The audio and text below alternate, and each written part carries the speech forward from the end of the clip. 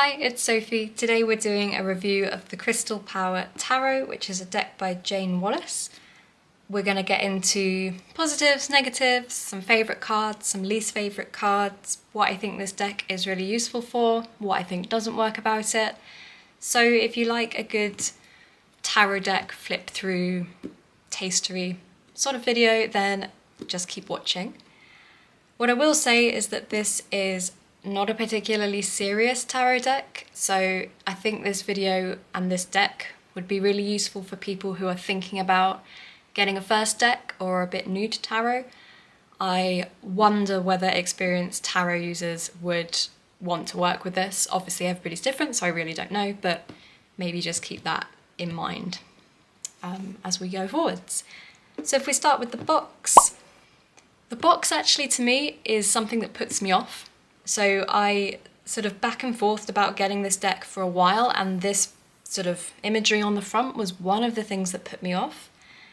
I worried that this was going to be really sort of goddessy, and the goddess archetype is just not really something I connect with. So we'll get into that a little bit more as we go through it, and we'll see what you guys think. So it's just one of those like cardboard sort of pull out guidebook cards box, perfectly straightforward. Straight away when I got this and I pulled these out, I loved the background of these. They just felt so uplifting and fun. I just instantly fell in love with that. It's quite a shiny cardstock and it's quite big. We'll talk about that a little bit more later in pros and cons. And then the guidebook again has the same imagery as the front cover, and we'll talk about that in a bit more detail, the guidebook, later as well. And obviously being the Crystal Power Tarot, it is going to be very focused on crystals, which I think is really fun if you're into crystals or you want to learn more about crystals. But equally there is enough going on in here that is not about crystals, that if you're not interested in those or in that kind of area, I think it's still worth a purchase and it's still worth using. I'm personally not that into crystals. Obviously I have a few back here, but they're from my childhood, which was another reason why I got this. I thought it would be a fun way to sort of connect with my inner child and go back down memory lane. So if you also grew up collecting crystals in the 90s, as I think many of us millennials did, you might find that really fun as well. So let's get into the guidebook first of all, then we'll have a look at the cards, and I'm going to show you some of my favourites and least favourites, and then I'll give you my overall thoughts, positives and negatives. So the guidebook I think is really fun because it gives you some suggestions for spreads. Some of them are just, your basics, your questions, answers, 3 cards, past, present, future. But a few of them are kind of special to this tarot deck. So the Crystal Light, Way Ahead spread, Wish Upon a Crystal. So there's some fun little things like that. And then you get a full page for every card that's in the deck, which I think is really nice. And it's quite in-depth, I feel. I've seen books with more, but I've also seen books with a lot less, so we're going to take this. In bold, it talks about the card itself, the imagery within the card, sort of what the art within it represents, which I think is really fun. Obviously, you can look at it and interpret it yourself first, but if you're sort of interested in what was intended, then you get that overview there. You also get the meaning behind the card. I would say that the meaning is generally in keeping with tarot. It definitely does have more of a focus that is connected to this deck and its overall feel and theme. So you're not going to get like just a generic meaning, but it isn't going to deviate too far away from, because some decks you read the meaning and it's so different to the general sort of Rider-Waite or the general what people associate that archetype with. So this is kind of more in keeping, but equally its own sort of special route through it, which makes it nice. And then it gives you the crystals. So each card is connected to a crystal. It will show you the crystal on the card, and the crystal will also be somewhere incorporated with the art. So it'll be somewhere within the image also. I personally think maybe just having it within the image would have been nicer, because this looks a bit like DK Kids Learn. You know, it just looks a bit like almost textbooky, which is kind of juxtaposing with the beautiful artwork. But anyway, and it will tell you about the crystal, and it will give you a little power message. Power message is really like, they're like a positive affirmation. I kind of view, yeah, positive affirmations. So yeah, that's the guidebook. I found it really useful. I think it's really user-friendly. I think if you're just getting into tarot, this is really straightforward. I like it. And then let's have a look at the cards themselves. So obviously these are big. For many people, I know that would be a turn off. I've got small hands, okay? I can't shuffle them in that way. I can do like a sort of like that shuffle, but I can't really do anything else. It's shiny, it's kind of like glossy. I like this, I like the quality, and they're not slippy. They're not too slippy. But equally they're not sort of like sticky. They don't feel cheap, but equally this is clearly not expensive cardstock. I don't know, I like them. So let's talk about some of my favourite and least favourite cards, because I think that's fun. I'm not going to do a whole flip through. Personally, I don't like seeing full flip throughs, because I really love getting a deck, having a look at some of the cards, and then just waiting to do like a reading or a card a day draw. And it's like, I don't know, I find it more fun like that, to not know what's coming, and then it's like a surprise. Again, like in a millennial, in a 90s kid, it's just like going back to getting Pokemon cards as a child and not knowing what you're going to get in your pack. It's probably like the least tarot readery thing anyone's ever said, but that's how my brain works. I'm having fun over here. Leave me alone. So I did have these sorted earlier into my favourites. What have I done with them? Oh, I've sort of mixed them in with my least favourites. Oh well, hold on. We'll make it work. So my favourite is the star. I love the star as a tarot card anyway, and then I feel this one just really does it justice. The background with the 8 stars sort of glowing in the purpley watercolour sky is just beautiful. This whole colour scheme is actually then played out in the swords suit, so we sort of see that similar colour theme throughout, and I feel I would have jumped at buying this deck sooner if that had been the front cover.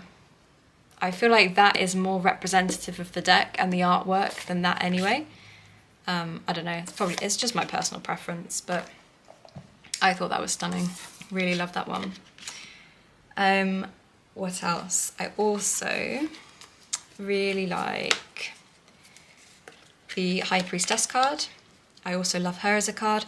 I said at the beginning I'm not into like the goddess, but these are obviously 2 really female cards.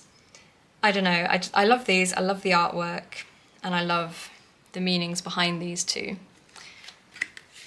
I don't know what it is. I think, yeah, that's some kind of issue for me to work through, isn't it? Like, I'm not very connected to my divine feminine, let's put it that way. And maybe that's something I could do some work on. Let me know if you have any advice or decks that you think would really suit that. This one, I love. The Death card is beautiful. In fact, I think this might be my favourite card. Maybe we'll put the star in second place. You've got all the colours that appear in the deck. So the greens, for example, are the pentacles. The yellows are the swords.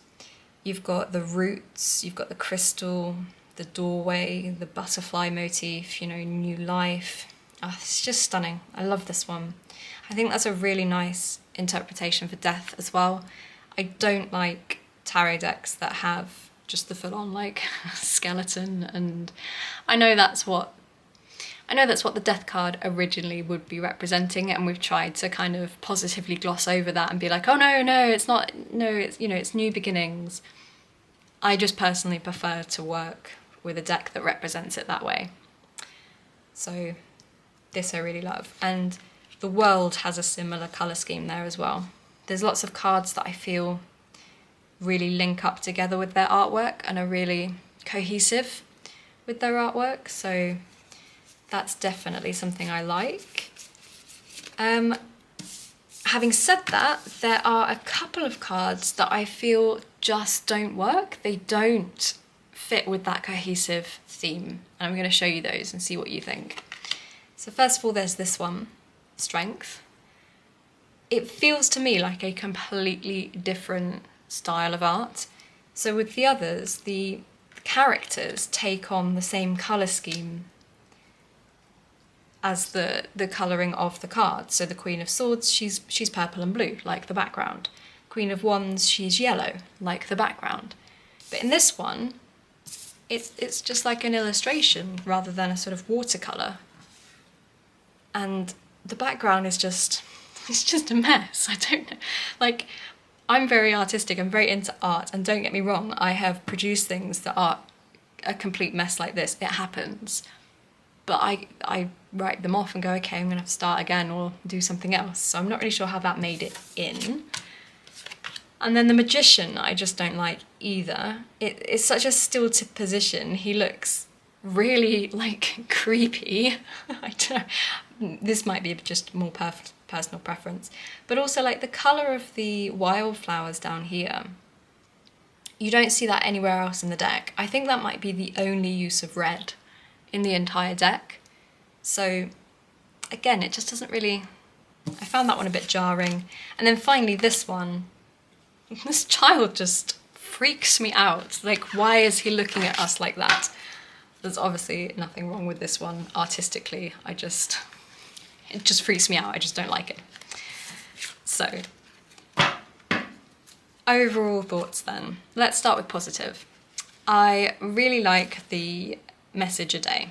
What did it call it? The power message. Just positive affirmation, or like just positive message. So that's how I worked with it this month. I have been pulling a tarot card a day, and I've just written down the message.